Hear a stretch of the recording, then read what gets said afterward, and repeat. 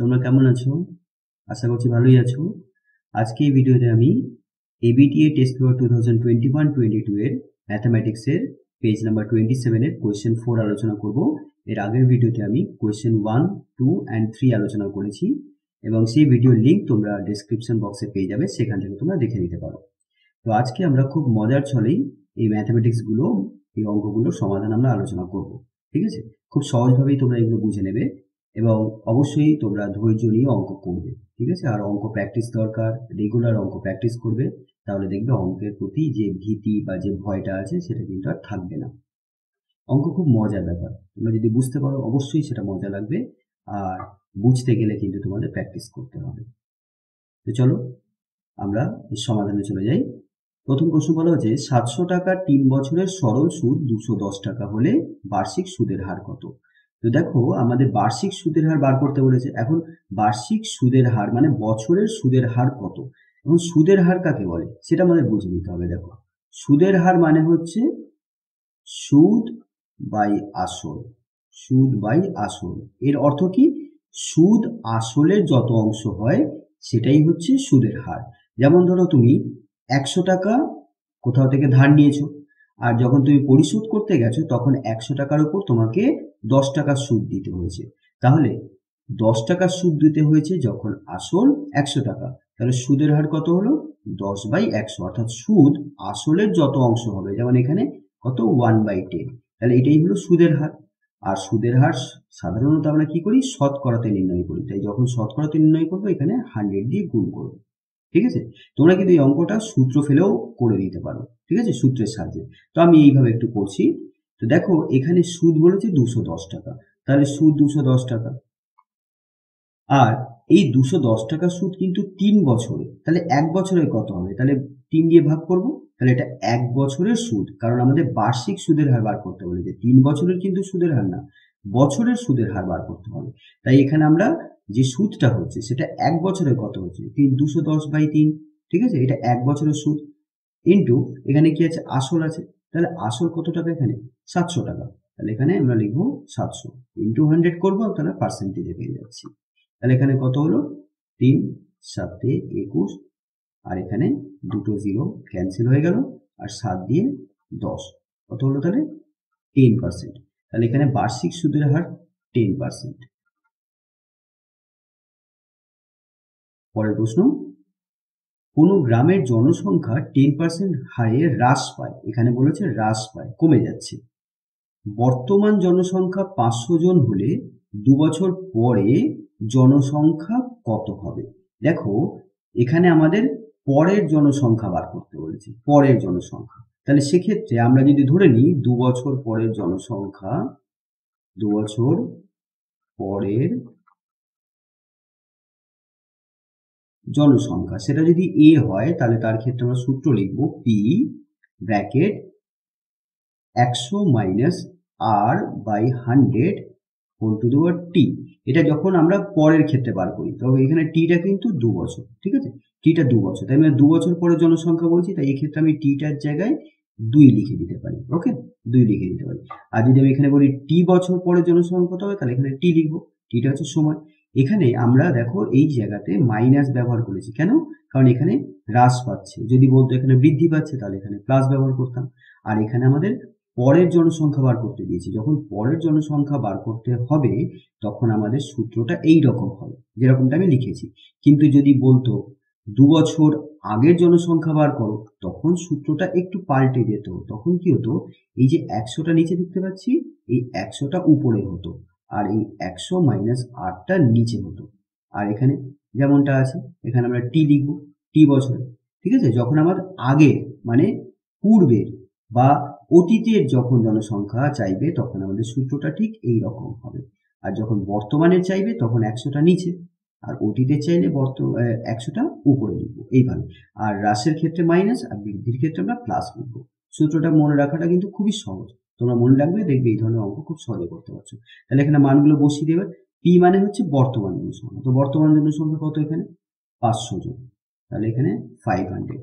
তাহলে 100 মাইনাস আর কত, কত হারে হ্রাস পাচ্ছে? 10%। তাহলে এখানে আর এর মান কিন্তু আমরা 10% লিখবো না, 10 লিখবো। 10 ডিভাইডেড বাই 100 আর এখানে সময় তো আমরা বসিয়ে দিয়েছি 2 বছর, তাহলে এবার এখানে ক্যালকুলেশন করি আমরা পেয়ে যাবো। তাহলে 500 এখানে 100 থেকে 10 বাদ দিলে 90, 90/100 এটার হোল স্কোয়ার। ঠিক আছে, এবার তোমরা এখানে কি করবে, 500 ইন্টু 90 হোল স্কোয়ার আছে মানে দুবার লিখবো, আর এখানে 100 ইন্টু 100, তাহলে এখানে দুটো জিরো এখানে ক্যান্সেল হয়ে গেল, আর এখানকার দুটো জিরো এই দুটো জিরোর সাথে ক্যান্সেল হয়ে গেল, তাহলে নিচে আর কোনো সংখ্যা থাকলো না। তাহলে 9 ইন্টু 9 81, 81 এর সাথে আমরা 5 গুণ করবো, তাহলে কত পাচ্ছি, 5 একে 5, 5 8 40, 405। খুবই সহজ ছিল, তাই তো, 405। তাহলে এতজন, তাহলে 2 বছর পরে জনসংখ্যা কত হবে, 405 জন। তাহলে এটাই হচ্ছে উত্তর। পরের প্রশ্ন, একটি অংশীদারি ব্যবসায় মেধাবী এবং পিটারের মোট লাভ 1500 টাকা। মেধাবী মূলধন 6000 টাকা এবং লাভ 900 টাকা হলে পিটারের মূলধন কত? তাহলে চলো অঙ্কটা সমাধানে আমরা যাই। এখানে বলা হচ্ছে দেখো, পিটারের মোট মানে মেধাবী আর পিটার এই দুজন মিলে অংশীদারি ব্যবসা করছে এবং তাদের মোট লাভ কত, 1500 টাকা। এখন অংশীদারি কারবারের ক্ষেত্রে আমরা এটা জানি যে মূলধনের যে অনুপাত হয় সেটাই কিন্তু লভ্যাংশের অনুপাত হয়, যদি সেটা সরল অংশীদারি কারবার হয়। ঠিক আছে, তাই এই ক্ষেত্রে আমরা দেখতেই পাচ্ছি এটা সরল অংশীদারি কারবার, এখানে কোনো কিছু সময়ের উল্লেখ করা নেই, তাই আমি এখানে ধরে নিতেই পারি যে এখানে এটা সরল অংশীদারি কারবার। তো সেক্ষেত্রে আমরা এখানে দেখতে পাচ্ছি মোট লাভ 1500 টাকা, তার মধ্যে 900 টাকা লাভ কে পাচ্ছে, মেধাবী পাচ্ছে। ঠিক আছে, তা মেধাবী যদি 900 টাকা পায় তাহলে বাকি 600 টাকা, 1500 টাকার মধ্যে থেকে আর 600 টাকা পড়ে রইল, তো সেই 600 টাকা পিটার লাভ পাবে। সুতরাং মেধাবী ও পিটারের লাভের অনুপাতটা কি হবে, পিটারের লাভের অনুপাত বা বলতে পারি লভ্যাংশের অনুপাত,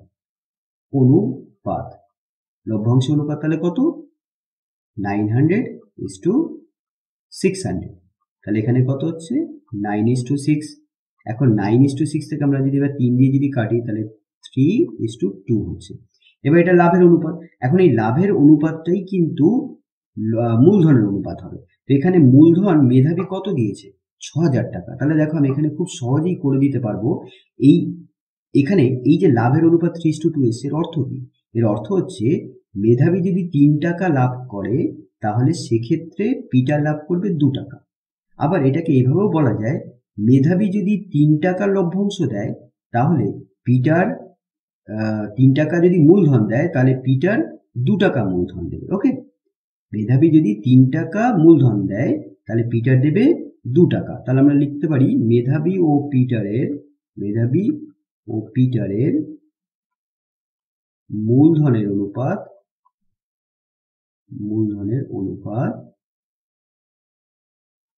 3:2। এখন এই 3 টাকা থেকে আমি 6000 টাকা কি করে করব, 6000 টাকা, তাহলে খুব সহজেই 3 এর সাথে যদি আমি 2000 গুণ করি তাহলে 6000 হয়ে যাবে। তাহলে যেহেতু অনুপাত তাহলে আমাকে এই দিকেও 2 এর সাথে 2000 গুণ করতে হবে। তাহলে এখানে কত পাচ্ছি, এখানে পাচ্ছি 6000 আর এখানে পাচ্ছি 4000। তার মানে মেধাবী যদি 6000 টাকা মূলধন দেয় তাহলে পিটার সেখানে দেবে 4000 টাকা মূলধন। তাহলে এই প্রশ্নের কি উত্তর পেলাম, পিটারের মূলধন কত, 4000 টাকা। ঠিক আছে, তাহলে পিটারের মূলধন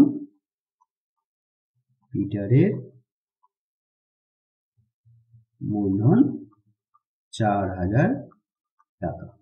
খুবই সহজ ছিল।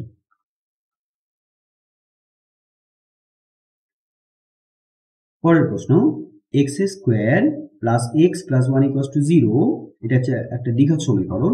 সমীকরণের বীজদ্বয়ের বর্গ যে সমীকরণের বীজ সেই সমীকরণটি নির্ণয় করো। দেখো এই সমীকরণের দুটো বীজ আছে, মানে x এর মান আছে, x এর মানগুলোকে আমরা বলি বীজ। তো এই সমীকরণের যে দুটো বীজ আছে সেটাকে আমরা ধরে নিই, আমরা ধরে নিই সমীকরণে দুটি বীজ আলফা আর বিটা। এবার প্রশ্ন বলছে এই সমীকরণে যে দুটি বীজ আছে তাদের বর্গ যে সমীকরণের বীজ সেটি কি হবে। তাহলে এদের বর্গ আমাদের বার করতে হবে, ঠিক আছে। এখন আমাদের বার করতে হবে, আমাদের নির্ণয় করতে হবে x square minus alpha square plus beta square into x plus alpha square beta square equals to 0। এটা হচ্ছে দ্বিঘাত সমীকরণ নির্ণয় করার সূত্র। দ্বিঘাত সমীকরণ নির্ণয় করার সূত্র, সেই সূত্রটা আমি এখানে লিখে দিচ্ছি। x স্কোয়ার মাইনাস বীজদ্বয়ের সমষ্টি ইন্টু এক্স প্লাস বীজদ্বয়ের গুণফল ইকুয়ালস টু 0। তাহলে এখানে আমরা কোনো একটা দ্বিঘাত সমীকরণ যদি গঠন করতে চাই তাহলে সেক্ষেত্রে আমাকে ওই দ্বিঘাত সমীকরণের দুটো বীজের যোগফল জানতে হবে আর দুটো বীজের গুণফল জানতে হবে। তাহলে সূত্রটা এরকম দাঁড়াবে এক্স স্কোয়ার মাইনাস ওই দুটো বীজের সমষ্টি মানে যোগফল ইন্টু এক্স প্লাস ওই দুটো বীজের গুণফল ইকুয়ালস টু 0। এখন আমাকে এখানে বলেছে এই সমীকরণে যে দুটো বীজ আছে তাদের বর্গ যে সমীকরণের বীজ, তাহলে এই সমীকরণের দুটো বীজ আমি আলফা বিটা ধরে নিচ্ছি। তাহলে এবার আলফাকে যদি বর্গ করি তাহলে কি পাবো, আলফা স্কোয়ার পাবো, আর বিটাকে যদি বর্গ করি তাহলে কি পাবো, বিটা স্কোয়ার পাবো। তাহলে যে সমীকরণের বীজ আলফা স্কোয়ার আর বিটা স্কোয়ার সেই সমীকরণটা কি হবে, তাহলে এই সূত্রে ফেলে দাও।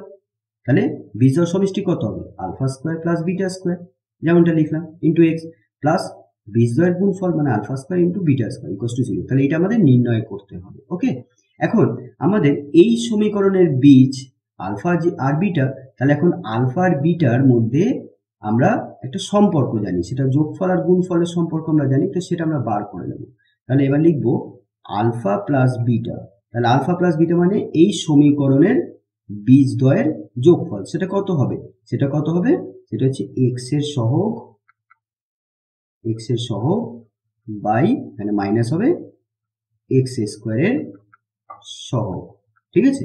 তাহলে এখানে আমরা এবার সূত্রটা লিখে দিচ্ছি alpha plus beta equals to x এর সহগ কত, এখানে দেখতে পাচ্ছি 1 দেখতে পাচ্ছি, তাহলে মাইনাস 1 আর এক্স স্কোয়ারের সহগ কত 1, ঠিক আছে। তাহলে এখান থেকে আমরা পেয়ে যাচ্ছি alpha plus beta equals to minus 1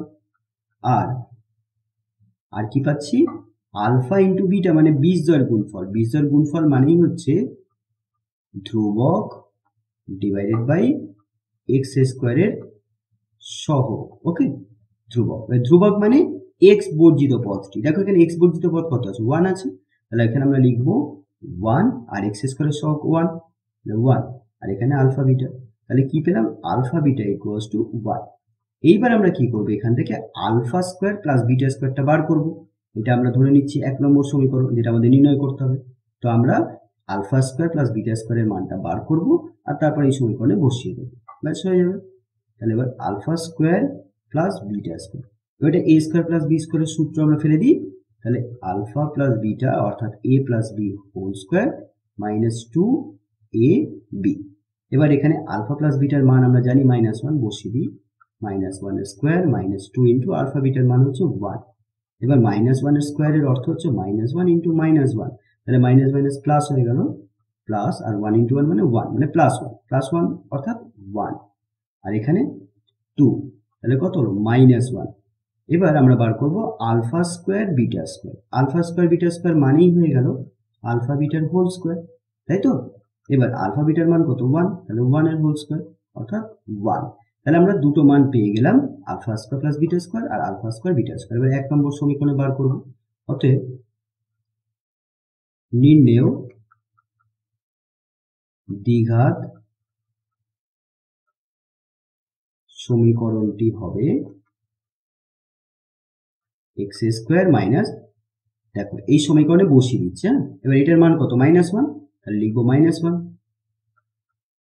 into x plus alpha square beta square. দেখো আলফা স্কোয়ার বিটা স্কোয়ার, তাহলে এর মান কত পেলাম 1 পেলাম, তাহলে এখানে লিখবো 1 ইকুয়ালস টু 0। এটা 1 নং সমীকরণ অনুযায়ী। ওকে, এরপরে আমরা এটাকে একটু সরল করব। তাহলে আমরা এখান থেকে কি পাচ্ছি x square minus minus plus একের সাথে এক্স গুণ করলে আমরা এক্স পাবো প্লাস ওয়ান ইকুয়ালস টু 0। অর্থাৎ যে সমীকরণটা দেওয়া হয়েছিল আমরা উত্তর হিসেবে সেই সমীকরণটাকেই কিন্তু পেলাম। ঠিক আছে, এই সমীকরণটা দেওয়া হয়েছিল আর এই সমীকরণটাই পেলাম, তাহলে আমাদের এটাই হচ্ছে উত্তর। পরের প্রশ্ন 4-5, এক্স ওয়াই এর সাথে সরল বেঁধে আছে, ওয়াই জেড এর সাথে সরল বেঁধে আছে এবং জেড এক্স এর সাথে সরল বেঁধে আছে। তাহলে কি বলছে, অশূন্য ভেদ ধ্রুবক তিনটির গুণফল নির্ণয় করো। এখানে আমরা তিনটে ভিন্ন ভেদের সম্পর্ক দেখতে পাচ্ছি, আর এখান থেকে যেহেতু তিনটে আলাদা ভেদের সম্পর্ক আছে তাহলে প্রত্যেকটা সম্পর্ক থেকে এক একটা করে ভেদ ধ্রুবক আমাদের বেরোবে।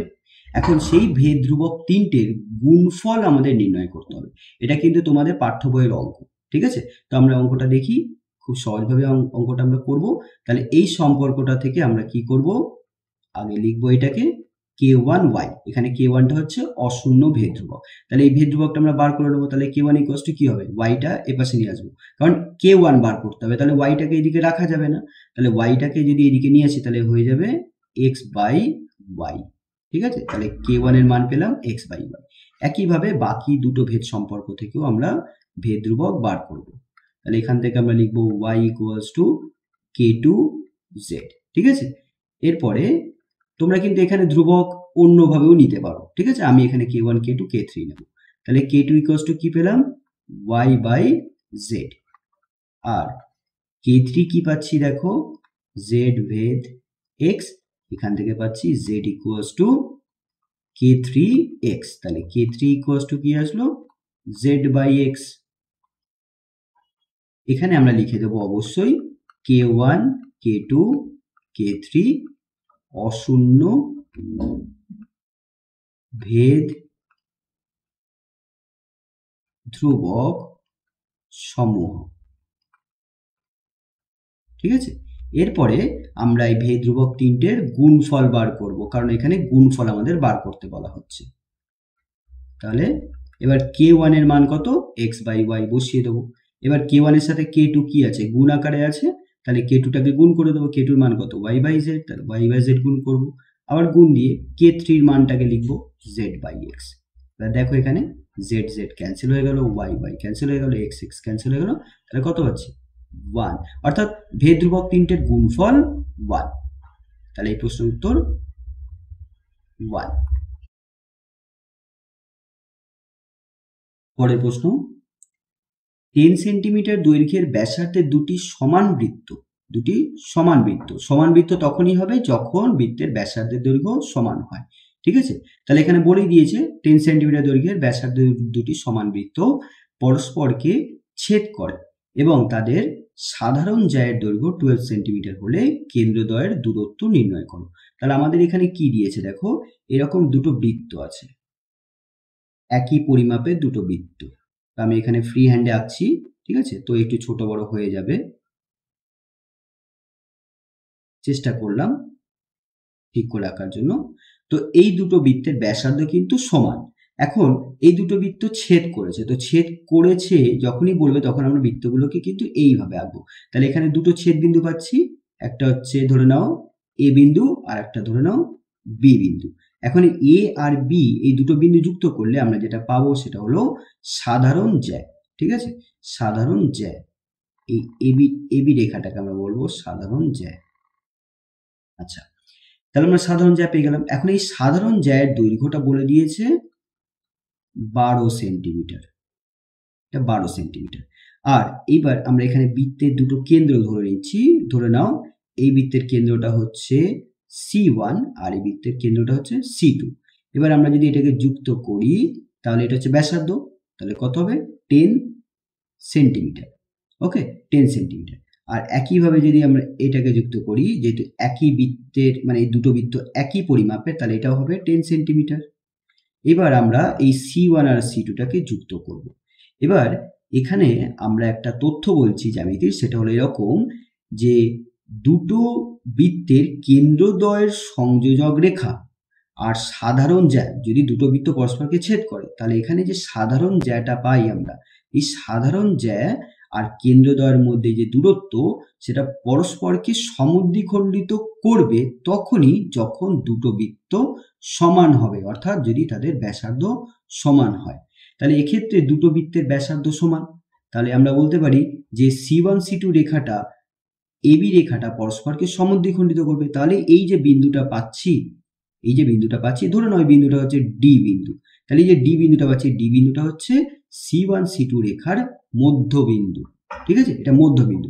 তাহলে এই অর্থে কি হলো, এডি C1 C2 মধ্যবিন্দু, আবার সাথে সাথে এবিরও মধ্যবিন্দু।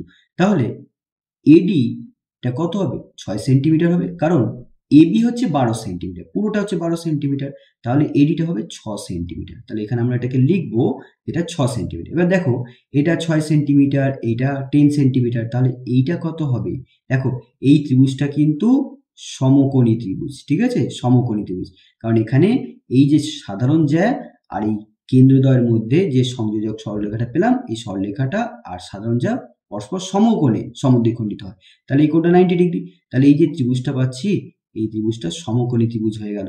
তাহলে এটা যদি 10 হয় 6 হয়, আমরা জানি সমকোণী ত্রিভুজের বাহুর অনুপাত এইরকম ধরনের হয়, একটা 5, এটা হচ্ছে ধরে নাও 3, এটা ধরে নাও 4, তাহলে 5:3:4। এবার 5টাকে যদি আমি 10 করে দিই, তাহলে দ্বিগুণ করলাম, তাহলে 3টাকেও দ্বিগুণ করতে হবে, কত পাবো, 6 পাবো, তাহলে 4টাকেও দ্বিগুণ করতে হবে, কত পাবো, 8 পাবো।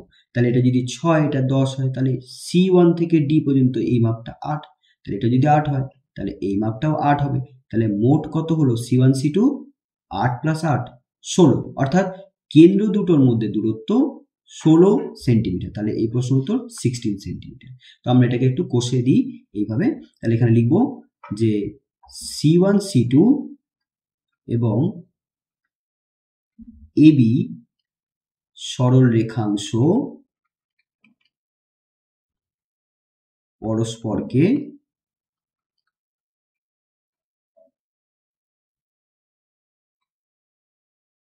সমদ্বিখণ্ডিত, মানে সমান দুটো খণ্ডে বিভক্ত করেছে। তাহলে এই অর্থে আমরা তাহলে কি লিখবো, এডিটা কি, তাহলে এডিটা হচ্ছে পুরো এবির অর্ধেক, তাই এবি বাই 2, অর্থাৎ 6/2 মানে 3 সেন্টিমিটার, ঠিক আছে। এবার আমরা এখানে দেখতে পাচ্ছি C1A এটা কত, 10 সেন্টিমিটার, ওকে।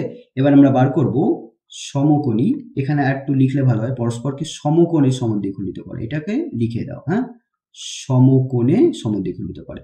এবার তাহলে সমকোণী ত্রিভুজ AC1D এর ক্ষেত্রে আমরা যদি পিথাগোরাস লাগাই, তাহলে কি পাচ্ছি, দেখো আমরা কিন্তু এই ভূমিটা বার করতে চাইছি, ঠিক আছে। তো ভূমির পরিমাপটা কত হবে, ভূমির পরিমাপটা সবসময় অতিভুজের স্কোয়ার থেকে, মানে অতিভুজের বর্গ থেকে আমরা বাদ দিয়ে দেবো লম্বের বর্গ, অর্থাৎ এডির বর্গ, ওকে। এবার মানটা বসিয়ে দাও, পেয়ে যাবে। তাহলে AC1 স্কোয়ার কত হবে, 10 এর স্কোয়ার মাইনাস এডি কত হবে, 6 এর স্কোয়ার, ওকে। ছবিতে দেখে নাও, তাহলে 10 স্কোয়ার মানে 100 আর 6 স্কোয়ার মানে 36, তাহলে কত হলো 64, 64 এর বর্গমূল কত, 8। তাহলে আমরা পেলাম C1D 8 সেন্টিমিটার। এবার C1D যদি 8 সেন্টিমিটার হয়, তাহলে এবার C1 C2 কি হচ্ছে 2 ইন্টু C1D, অর্থাৎ C1D যেটা আসলো C1D এর দ্বিগুণ হচ্ছে C1 C2, তাহলে আমরা পাচ্ছি কত, 2 ইন্টু 8 অর্থাৎ 16 সেন্টিমিটার। তাহলে এই প্রশ্নের উত্তর 16 সেন্টিমিটার। পরের প্রশ্ন, এবিসি ত্রিভুজের পরিকেন্দ্র ও যদি অ্যাঙ্গেল বিএসি = 85 ডিগ্রি হয়, অ্যাঙ্গেল বিসিএ 75 ডিগ্রি হয়, তাহলে অ্যাঙ্গেল এওসির মান কত। দেখো খুবই সহজ অঙ্ক এটা, একটা প্রথমে আমরা বৃত্ত এঁকে নিই।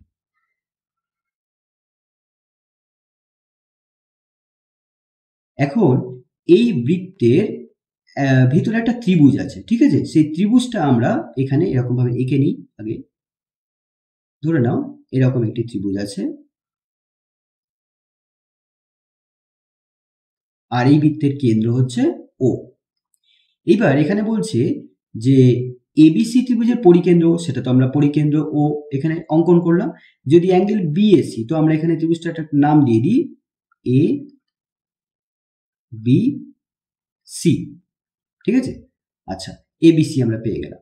এইবার বলছে বিএসি এই কোণটার মান 85 ডিগ্রি, বিএসি এই কোণটার মান 85 ডিগ্রি,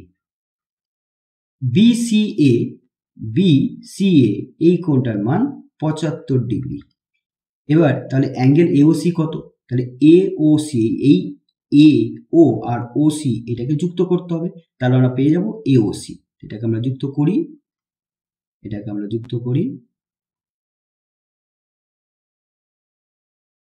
তাহলে আমাদের এই কোণটার পরিমাপ বার করতে হবে। এবার দেখো, যেহেতু হচ্ছে এই বৃত্তটা ত্রিভুজ এবিসি এর পরিবৃত্ত, কারণ ওটা হচ্ছে পরিকেন্দ্র, তাহলে বৃত্তটা কি হবে? পরিবৃত্ত। তাহলে সেক্ষেত্রে এই যে ও বিন্দুতে যে কেন্দ্রটা তৈরি, এই কেন্দ্রতে যে ও বিন্দুতে বা কেন্দ্রতে যে কোণটা তৈরি হলো অ্যাঙ্গেল এওসি, এই কোণটাকে আমরা বলবো কেন্দ্রস্থ কোণ, ঠিক আছে। আর এই পরিধির উপর বি বিন্দু আছে, তাহলে এই বি বিন্দুতে যে কোণটা তৈরি হলো সেটা হলো এই একই বৃত্তচাপের উপর অবস্থিত পরিধিস্থ কোণ। এবং আমরা জানি উপপাদ্য অনুযায়ী বলতে পারি যে কেন্দ্রস্থ কোণ, এই কোণটা পরিধিস্থ কোণের দ্বিগুণ হবে। অর্থাৎ এই কোণটার মান বার করতে গেলে আগে আমরা এই কোণটার মান বার করব। এবার এই কোণটার পরিমাপ যা হবে তার দ্বিগুণ হবে এই কেন্দ্রস্থ কোণটা, ঠিক আছে। এবার এই কোণটার পরিমাপ কিন্তু বার করা খুব সহজ। দেখো, এই যে আমরা ত্রিভুজটা দেখতে পাচ্ছি এবিসি ত্রিভুজ, এই ত্রিভুজের এ কোণটার মান 85 ডিগ্রি, সি কোণটার মান 75 ডিগ্রি, তাহলে অবশিষ্ট বি কোণটার মান কত হবে? 180 ডিগ্রি থেকে এই দুটো কোণের যোগফলটা আমরা বাদ দিয়ে দেবো, তাহলে আমরা পেয়ে যাব বি কোণটার পরিমাপ। তাহলে সবার প্রথমে আমরা বি কোণটার পরিমাপ বার করবো। তাহলে বি কোণটা হবে 180 ডিগ্রি থেকে আমরা বাদ দিয়ে দেবো অ্যাঙ্গেল বিএসি আর অ্যাঙ্গেল বিসিএ, এই দুটো কোণের যোগফলকে বাদ দিয়ে দেবো। তাহলে 180 ডিগ্রি মাইনাস বিএসি কোণের মান 85 ডিগ্রি আর বিসিএ কোণের মান 75 ডিগ্রি। তাহলে তোমরা যদি যোগ করো তাহলে কত পাবে? এদিকে 80 আর 70 মানে 150 160 ডিগ্রি, তাহলে এখানে বিয়োগ করে আমরা পাচ্ছি 20 ডিগ্রি। তাহলে এখন অ্যাঙ্গেল এওসি পরিমাপ কত হবে? তাহলে লিখবো angle AOC equals to 2 into angle ABC. এবং এখানে আমরা অবশ্যই যুক্তিটা দিয়ে দেবো, যেহেতু অ্যাঙ্গেল এওসি ও অ্যাঙ্গেল এবিসি হলো একই বৃত্তচাপের উপর অবস্থিত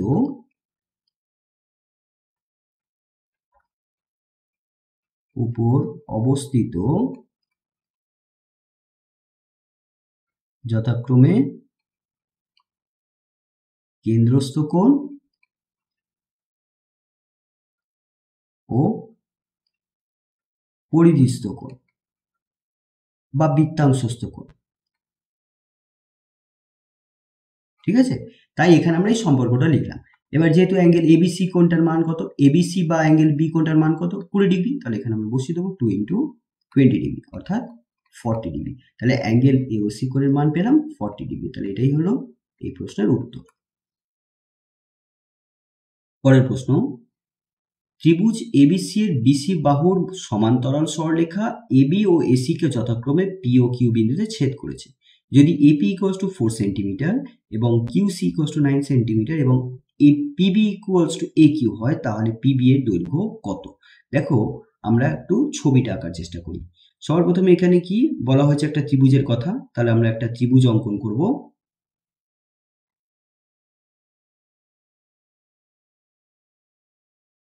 আমরা ধরে নিলাম এটা হচ্ছে এবিসি একটা ত্রিভুজ এবং এই বিসি বাহুর সমান্তরাল করে একটা রেখা অঙ্কন করা হচ্ছে, সেটা রেখাটা হচ্ছে পি কিউ, ঠিক আছে। এই হচ্ছে পি কিউ রেখা। এখন পি কোনটা হবে, কিউ কোনটা হবে? দেখো, বলেছে বিসি বাহুর সমান্তরাল সরলরেখা এবি বাহুটাকে পি বিন্দুতে ছেদ করেছে, তাহলে এবি বাহুটাকে পি বিন্দুতে ছেদ করেছে আর এসি বাহুকে কিউ বিন্দুতে ছেদ করেছে। এখন যদি এপির পরিমাপটা বলে দিয়েছে 4 সেন্টিমিটার, কিউসি বাহুটা বলেছে 9 সেন্টিমিটার, কিউসি অর্থাৎ এইটা 9 সেন্টিমিটার, পিবি আর এ কিউ যদি সমান হয়, আমরা দেখতে পাচ্ছি এখানে পিবি আর এ কিউ সমান এটা বলে দিয়েছে, তো আমরা এটাকে ধরে নিচ্ছি এ কিউটা হচ্ছে এক্স আর পিবিটাও হচ্ছে এক্স। তাহলে এখানে ধরে নিই, যেটা আমাদের নির্ণয় করতে হবে। ধরি A Q equals to PB equals to x centimetre, okay, তাহলে আমাদের এক্স এর মান নির্ণয় করতে হবে। এবার বলেছে পিবি, দেখো এই যে পিবি, এক্স এর মান নির্ণয় করতে হবে। এখন এক্ষেত্রে আমরা থ্যালেসের উপপাদ্য কাজে লাগাবো। ঠিক আছে, থ্যালেসের উপপাদ্য অনুযায়ী বলা হয় যে এরকম দুটো বাহু যদি সমান্তরাল হয় আর এরকম যদি দুটো ভেদক আমরা পাই, একটা নির্দিষ্ট বিন্দু থেকে এরকম যদি দুটো ভেদক পাই, তাহলে সেক্ষেত্রে এপি আর পিবির অনুপাত এটা সমান হবে এ কিউর সাথে কিউসি এর অনুপাত। ঠিক আছে, তাহলে থ্যালেসের উপপাদ্য অনুযায়ী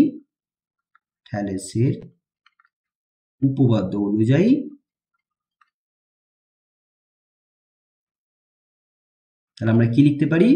আমরা লিখতে পারি যে AP by PB equals to A Q by QC. ঠিক আছে, উপপাদ্য অনুযায়ী কেন, তার কারণ এখানে আমরা লিখে দেব যে পি কিউ এটা হচ্ছে সমান্তরাল বিসি এবং এবি ও এসি হলো ভেদক। ওকে, তাহলে এক্ষেত্রে এবার আমরা মানগুলো বসিয়ে দেবো। এপি কত? এপি আমরা ছবি অনুযায়ী দেখতে পাচ্ছি 4 সেন্টিমিটার। পিবি কত? এক্স। এখানে এ কিউ কত? এক্স। আর কিউসি কত? 9। তাহলে আমরা এখানে খুব সহজেই কিন্তু এক্স এর মান বার করে নেবো। দেখো এখানে কত হচ্ছে? X square. আর এখানে কত হচ্ছে? 4 × 9 মানে 36। ওকে, তাহলে এক্স ইকুয়ালস টু কত? Square root 36। এখানে যদি স্কোয়ার তুলে দিই তাহলে ডান দিকে যে সংখ্যাটা আছে তার বর্গমূল, অর্থাৎ 6 সেন্টিমিটার। 36 এর বর্গমূল কত? 6। তাহলে এক্স এর মান 6 আর এক্স কি ছিল? পিবি, অর্থাৎ পিবি মানটা আমরা পেয়ে গেলাম 6 সেন্টিমিটার। তাহলে এটাই হচ্ছে উত্তর। পরের প্রশ্ন, ও কেন্দ্রীয় বৃত্তে পিকিউ এবং পিআর দুটি জ্যা। এখন দেখো এই যে দুটো জ্যা এখানে বলেছে, এখানে কিন্তু পি বিন্দুটা কিন্তু দুটো জ্যারই কিন্তু সাধারণ বিন্দু। তাহলে ছবিটা এরকম হবে। তাহলে ছবিটা আমরা একটু আঁকি। আগে একটা বৃত্ত অঙ্কন করলাম। এবার ধরে নাও এখানে এই জ্যাটা হচ্ছে পি কিউ আর এই জ্যাটা হচ্ছে পি আর। কিউ এবং আর বিন্দুতে অঙ্কিত স্পর্শক, তাহলে কিউ বিন্দুতে একটা স্পর্শক অঙ্কন করব। তাহলে ধরে নাও কিউ বিন্দুতে এইরকম একটা স্পর্শক আছে আর আর বিন্দুতে একটা স্পর্শক অঙ্কন করব। আর বিন্দুতে ধরে নাও এরকম একটা স্পর্শক আছে। ঠিক আছে, তাহলে এই স্পর্শক দুটো এস বিন্দুতে ছেদ করে এবং কিউ এস আর এই কোণটার মান বলে দিয়েছে 70 ডিগ্রি। এই কোণটার মান 70 ডিগ্রি, 70 ডিগ্রি। তাহলে কিউপিআর এই কোণটার পরিমাপ কত হবে আমাদের বার করতে হবে। এর জন্য আমি কি করব? দেখো, এর জন্য আমি সবার প্রথমে বৃত্তের কেন্দ্রটাকে যুক্ত করব, এইভাবে যুক্ত করব। এটা বৃত্তের কেন্দ্র, এটাকে যুক্ত করলাম আর এটাকে যুক্ত করলাম। এবার তোমাদের একটা উপপাদ্য আছে, এরকম বলা হয় যে বৃত্তের উপরিস্থ কোন একটা বিন্দু নাও।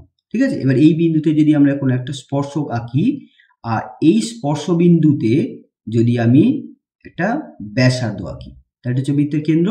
তাহলে এই স্পর্শ বিন্দুগামী এটা হচ্ছে ব্যাসার্ধ। ধরে নাও এই বিন্দুটা হচ্ছে এ বিন্দু আর এই যে আমরা দেখতে পাচ্ছি স্পর্শক, এই স্পর্শকটা ধরে নাও এক্স ওয়াই। তাহলে এখানে বলা হয় যে স্পর্শবিন্দুগামী কোন স্পর্শকের স্পর্শবিন্দুগামী যে ব্যাসার্ধটা হয় সেটা স্পর্শকের সাথে সমকোণ হয়, অর্থাৎ 90 ডিগ্রিতে থাকে। তাহলে এখানে আমরা দেখতে পাচ্ছি আর এস হচ্ছে একটা স্পর্শক, কিউ এস হচ্ছে একটা স্পর্শক। আর আর বিন্দুতে যদি আমি আর থেকে ও বিন্দু পর্যন্ত যদি একটা রেখা যুক্ত করি তাহলে এটা কি পাবো? এটাকে কি বলবো? ব্যাসার্ধ বলবো। তাহলে এটা ব্যাসার্ধ আর আর এসটা হচ্ছে স্পর্শক, আরটা হচ্ছে স্পর্শবিন্দু। তাহলে এই স্পর্শবিন্দুতে ও আরটা হচ্ছে ব্যাসার্ধ। তাহলে এই কোণটা কি হবে? 90 ডিগ্রি হবে, তাই না? 90 ডিগ্রি হবে। একইভাবে ও কিউ হচ্ছে কিউ এস স্পর্শকের কিউ বিন্দুগামী মানে স্পর্শবিন্দুগামী হচ্ছে ব্যাসার্ধ। তাহলে এই কোণটার মানও কত হবে? 90 ডিগ্রি হবে। ঠিক আছে, তাহলে এই যে আমরা চতুর্ভুজটা দেখতে পাচ্ছি ও আর এস কিউ, এই চতুর্ভুজে তিনটে কোণের মান আমরা দেখতেই পাচ্ছি দেওয়া আছে 90 ডিগ্রি, 70 ডিগ্রি, 90 ডিগ্রি। তাহলে বাকি এই কোণটার মান কত হবে? চারটে কোণের সমষ্টি 360 হয়, তার মধ্যে 90 90 180 হয়ে গেল। তাহলে বাকি এই দুটো কোণ মিলে 180 হবে। তার মধ্যে একটা যদি 70 ডিগ্রি হয় তাহলে এই কোণটা হবে 180 10 ডিগ্রি। এবার ছবিতে দেখো তো ভালো করে, এটা কি দেখতে পাচ্ছ, এটা হচ্ছে কেন্দ্রে আছে, তাহলে কেন্দ্রেতে এই কেন্দ্রস্থ কোণটার মান 110 ডিগ্রি। তাহলে এই পরিধির এই কোণটার মান কত হবে? 110 ডিগ্রির অর্ধেক হবে, কারণ আমরা জানি পরিধিস্থ কোণটা বা বৃত্তাংশস্থ কোণ কেন্দ্রস্থ কোণের অর্ধেক হয়। তাহলে এটা কত হবে? 55 ডিগ্রি হবে। তাহলে এই প্রশ্নের উত্তর 55 ডিগ্রি। এটা আমরা একটু কষে দিই, ঠিক আছে? তাহলে লিখবো ও আর এবং ও কিউ যুক্ত করা হলো, ঠিক আছে? এখানে কিন্তু এগুলো কিন্তু বলেনি। তাহলে ওটা কি? বৃত্তের কেন্দ্র, এখানে দেওয়াই আছে, তো এটাও লেখার দরকার নেই। ও আর এবং ও কিউ যুক্ত করা হলো। তাহলে এবার আমরা কি লিখতে পারবো? ও আর লম্ব আর এস এবং ও কিউ লম্ব কিউ এস। তাহলে অ্যাঙ্গেল ও আর এস মানে এই কোণটা ইকুয়ালস টু এই কোণটা হবে O Q S. O Q S এটা কত হবে? প্রত্যেকটা কোণের মান 90 ডিগ্রি হবে। আর কি? এবার আমরা বার করব এই কোণটার মান। Angle R O Q equals to কত? 180 ডিগ্রি মাইনাস এটার যোগফল কত? 180 ডিগ্রি হবে। তাহলে 180 ডিগ্রি মাইনাস আমরা লিখব 70 ডিগ্রি। ওকে, বা তোমরা এইভাবে লিখতে পারো 360 ডিগ্রি মাইনাস এই তিনটে কোণের যোগফল, এইভাবে লিখতে পারো। তাহলে এখানে কত হবে? 110 ডিগ্রি। এবার লিখব যেহেতু অ্যাঙ্গেল কিউপিআর এই কোণটা অর্ধেক হবে কার? অ্যাঙ্গেল কেন্দ্রস্থ কোণ যেটা, অর্থাৎ অ্যাঙ্গেল আর ও কিউ। এবার এই যুক্তিটা এখানে দেবো, কেন অর্ধেক? কারণ যেহেতু অ্যাঙ্গেল আর ও কিউ ও অ্যাঙ্গেল কিউপিআর হলো একই বৃত্তচাপের উপর অবস্থিত, একই বৃত্তচাপের উপর অবস্থিত যথাক্রমে, তাহলে আর ও কিউ, দেখো আর ও কিউ হচ্ছে কেন্দ্রস্থ কোণ, তাহলে লিখবো যথাক্রমে কেন্দ্রস্থ কোণ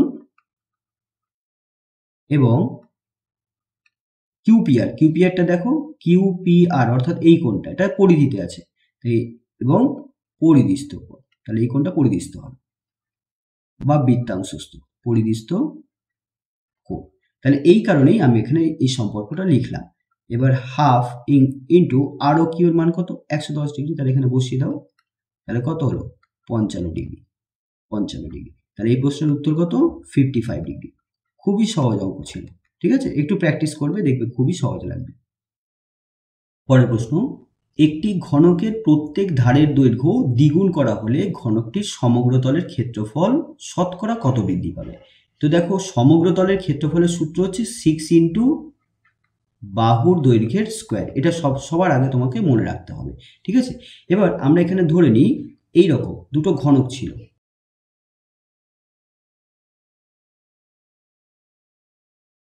এই ঘনকটার প্রত্যেকটা ধারের দৈর্ঘ্য এ। এখন এই ঘনকটার প্রত্যেকটা ধারের দৈর্ঘ্য দ্বিগুণ করে দেওয়া হয়েছে, অর্থাৎ আগে যেখানে এ ছিল এখন সেটা 2a হয়ে গেছে, ঠিক আছে? তাহলে আমরা এটাকে একটু উল্টো দিক করে আঁকলাম, কিন্তু এর প্রত্যেকটা ধার কত এখন? 2a। তাহলে এই ঘনকটার সমগ্র তলের ক্ষেত্রফল কত হবে? সমগ্র তলের ক্ষেত্রফল কত হবে? 6a square. এটাকে আমরা ধরে নিচ্ছি a1, ঠিক আছে? আর এই ঘনকটার আমরা ছবি আঁকছি, ছবি এঁকে কিন্তু এইভাবে করলেও তোমরা কিন্তু ফুল মার্কস পাবে, ঠিক আছে? তাহলে এটার সমগ্র তলের ক্ষেত্রফল কত হবে? সমগ্র তলের ক্ষেত্রফল a2, সেটাকে আমরা ধরে নিচ্ছি। তাহলে এখানে কত? 6 ইন্টু 2a এর হোল স্কোয়ার, ঠিক আছে? কারণ এখানে বাহুর দৈর্ঘ্য 2a, তাহলে 6 ইন্টু 2 এর হোল স্কোয়ার। এবার আমাদের বলছে ক্ষেত্রফল শতকরা কতটা বেড়েছে, তাহলে সেটা কি করে পরিমাপ করব? তাহলে a2 মাইনাস a1 এটা হচ্ছে কতটা বাড়লো, ক্ষেত্রফল কতটা বাড়লো। আগে ছিল 6a স্কোয়ার, এখন হয়েছে 6 ইন্টু 2 এর হোল স্কোয়ার। তাহলে a2টা এখানে দেখতে পাচ্ছি বেশি, তো a2 থেকে a1 বাদ দেবো, ডিভাইডেড বাই A1, অর্থাৎ প্রথমে কত ছিল তার সাপেক্ষে কতটা বেড়েছে, এটাই কিন্তু তোমাকে বৃদ্ধির হারটা দেবে। এবার যেহেতু শতকরা বার করতে হবে তাই 100 দিয়ে আমরা গুণ করব। তাহলে এটা হচ্ছে বৃদ্ধির হার, ঠিক আছে, ক্ষেত্রফল বৃদ্ধির হার। এবং আমরা যেহেতু 100 দিয়ে গুণ করছি তাই এটা শতকরাতে বেরোচ্ছে। এবার আমরা A2 এর মানটা বসিয়ে দেবো, 6 ইন্টু 2a এর whole square minus 6a square divided by 6a square into 100। তাহলে এখানে দেখো কি পাচ্ছি, 6 ইন্টু এখানে কত হচ্ছে 4a স্কোয়ার হচ্ছে, 4a square minus 6a square divided by 6a square into 100। এবার উপর থেকে আমরা 6a স্কোয়ারটাকে কমন নিই, তাহলে কি পড়ে থাকছে এখান থেকে 4 minus 1 divided by 6a square into 100। তাহলে 6a স্কোয়ার এখানে ক্যান্সেল হয়ে গেল, আর তাহলে থাকছে এখানে 3, এখানে পার্সেন্টেজ 3 ইন্টু 100% মানে 300%। তার মানে হয়ে গেল যে 300% বাড়ছে, তাহলে ক্ষেত্রফল শতকরা কত বৃদ্ধি পাবে, 300%। এটা হচ্ছে আনসার। পরের প্রশ্ন, 50 সেন্টিমিটার উচ্চতা বিশিষ্ট একটি লম্ব বৃত্তাকার চোঙের আয়তন 2 ঘনমিটার। এখানে দেখো ঘনমিটার দিয়েছে, এখানে সেন্টিমিটার দিয়েছে, এককটা কিন্তু আলাদা দিয়ে দিয়েছে। ভূমির ক্ষেত্রফল নির্ণয় করো, তো ভূমির ক্ষেত্রফল আমাদের নির্ণয় করতে হবে। তো আমরা ঘনমিটার থেকে সেন্টিমিটারে রূপান্তর করব না, মানে ঘন সেন্টিমিটারে রূপান্তর করব না, সেটা একটু বেশি জটিল হবে। তার থেকে সহজ হবে এখানে উচ্চতাটা সেন্টিমিটারে দিয়েছে, এইটাকে মিটারে নিয়ে আসা। তাহলে সর্বপ্রথমে আমরা এরকম দেখতে পাচ্ছি একটা চোঙ আছে, এই চোঙ আছে। এখন এই চোঙটার কি বলেছে, এটার উচ্চতাটা দিয়ে দিয়েছে h, যেটা দিয়ে দিয়েছে 50 সেন্টিমিটার। 50 সেন্টিমিটার মানে 0.5 মিটার, ঠিক আছে। দেখো মিটার, ডেসিমিটার, ডেসিমিটার, সেন্টিমিটার, তাহলে সেন্টিমিটার থেকে মিটারে যাচ্ছি 2 ঘর, তাই এখানে 50 সেন্টিমিটার থেকে মিটারে যেতে গেলে 100 দিয়ে ভাগ করবো, 2 ঘর আছে তো 100 দিয়ে ভাগ করবো, তাহলে 5/10। এবার 5/10 মানেই হয়ে গেল 0.5। ওকে, 0.5 মিটার পেয়ে গেলাম। আর এটার কি করছে, ভূমির ক্ষেত্রফল আমাদের বার করতে হবে। যে ভূমির ক্ষেত্রফল, ভূমির ক্ষেত্রফল দেখো এটা যদি এখান থেকে এতটা যদি ব্যাসার্ধ হয় আর, তাহলে এই ভূমির ক্ষেত্রফল, ভূমিটা যেহেতু বৃত্তাকার তাহলে এর ক্ষেত্রফল কি হবে πr², এইটা কিন্তু আমাদের বার করতে হবে। আর এর কি দিয়েছে, আয়তন দিয়ে দিয়েছে। আয়তনের সূত্র হয় πr²h, অর্থাৎ ভূমির ক্ষেত্রফলের সাথে উচ্চতা গুণ করলেই আমরা পেয়ে যাই আয়তন। তাহলে দেখো ভূমির ক্ষেত্রফলের সাথে উচ্চতা গুণ করলে পাবো আয়তন, তাহলে এই আয়তনটাই হচ্ছে 2। এখন এটা সমান সমান 2 লিখবো, আর এখানে h এর জায়গায় এই মানটা বসিয়ে দেবো, তাহলেই আমরা πr² পেয়ে যাব। πr² মানে ভূমির ক্ষেত্রফল, তাহলে সেটাই আমরা পেয়ে যাব, ঠিক আছে। তাহলে এখানে লিখবো যে চোঙের আয়তন ইকুয়ালস টু কত দিয়েছে, 2 ঘনমিটার, মিটার কিউব। এবার এখানে আয়তনের সূত্র লিখবো πr²h, আরটা কি এখানে, আরটা এখানে উল্লেখ করে দিই, আর ইকুয়ালস টু চোঙের ভূমির ব্যাসার্ধ, ঠিক আছে, ভূমির ব্যাসার্ধ ইকুয়ালস টু 2। এইবার আমরা এখানে πr²টাকে এইভাবেই রাখলাম, ইন্টু h এর মান কত 0.5 ইকুয়ালস টু 2। এবার 0.5 পাশে নিয়ে চলে আসবো, তাহলে πr² ইকুয়ালস টু 2/0.5। এবার যদি কাটাকুটি করি তাহলে এখানে পয়েন্টটা তুলে উপরে 10 আসবে, নিচে 5, 5 গুণে 10 মানে 4। তাহলে πr² মানে ভূমির ক্ষেত্রফল, তাহলে কি পেলাম, অতএব ভূমির ক্ষেত্রফল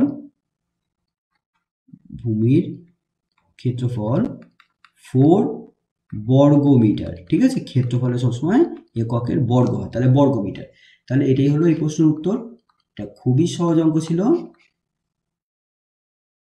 শেষ প্রশ্ন, একটা গোলকের আয়তন 32π/3 ঘন সেন্টিমিটার হলে গোলকটির ব্যাস কত।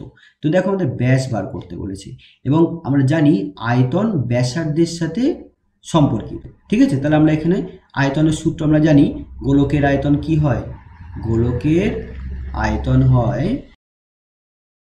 4/3 পাই আর কিউ। আরটা কি? আরটা হচ্ছে গোলকের ব্যাসার্ধ। এখন আমাদের কিন্তু ব্যাস নির্ণয় করতে হবে, অর্থাৎ ব্যাসার্ধের দ্বিগুণ। আমরা প্রথমে আর এর মান নির্ণয় করব, তারপর সেই মানটাকে 2 দিয়ে গুণ করলেই পেয়ে যাব ব্যাসের পরিমাপ। ঠিক আছে, তাহলে গোলকের এটা হচ্ছে ব্যাসার্ধ। ওকে, এবার আমরা এখানে লিখব 4/3 পাই আর কিউব, এই মানটাই দিয়ে দিয়েছে 32 পাই/3, লিখব 32/3 পাই।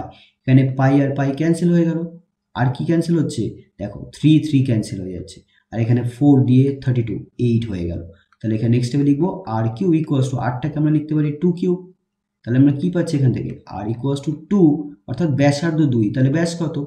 অতএব ব্যাস ইকুয়ালস টু 2r, মানে 2 ইন্টু 2 এত সেন্টিমিটার, মানে 4 সেন্টিমিটার। তাহলে এই প্রশ্নের উত্তর 4 সেন্টিমিটার। এটা আরও সহজ ছিল।